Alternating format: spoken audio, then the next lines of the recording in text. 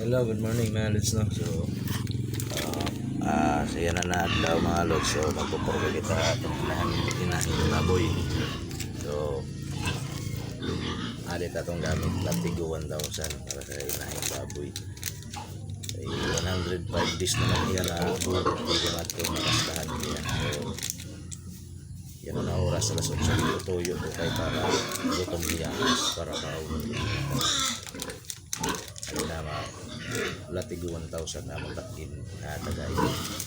Eh pag 105 naman niya yan na kinahanglan na ito na mapurgahiya para makapait yan mga pasik kasi halong page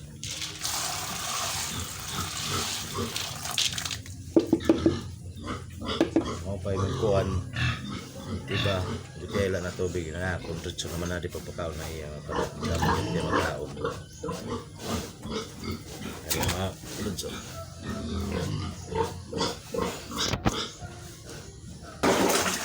so kadlak magpupurgay ang mga tutso direct visit la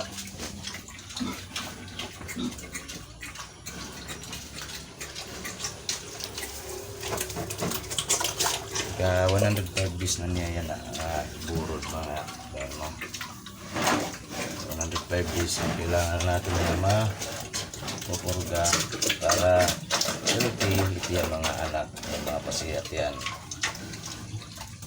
yan isa pa yung tiga-tiya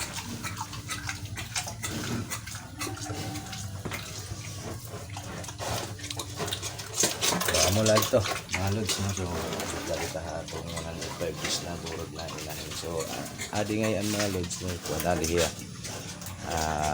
pure large white adi so na akong yung pa adi nga iya is kuwan durox so malit yan mga anak adi large white by durox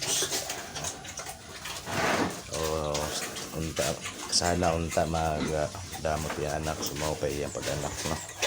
So, malad ka mga lods. Bye.